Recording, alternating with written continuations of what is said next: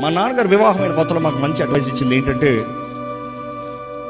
మీ మధ్య మనస్పర్ధలు వస్తాయి, మనస్పర్ధలు వచ్చినప్పుడు నా దగ్గర రావద్దు, అమ్మ దగ్గరికి వెళ్ళొద్దు. ఎందుకంటే అదే సమయంలో వాళ్ళ అమ్మ దగ్గరికి వాళ్ళ నాన్న దగ్గరికి వెళ్ళొద్దు.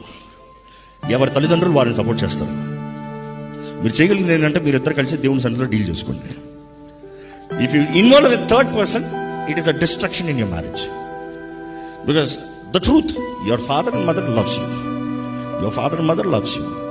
They may say we love you both, but then కన్న ప్రేమ అది వేరు, పెంచిన ప్రేమ ఇన్ని సంవత్సరాలు అది వేరు, నీ కొరకు సమస్తం త్యాగం చేసిన ప్రేమ అది వేరు. When it comes to the defense mode, mother's love will pierce through.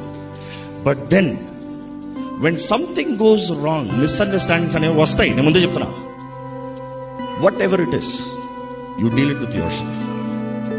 The day you bring a third person, your marriage is done.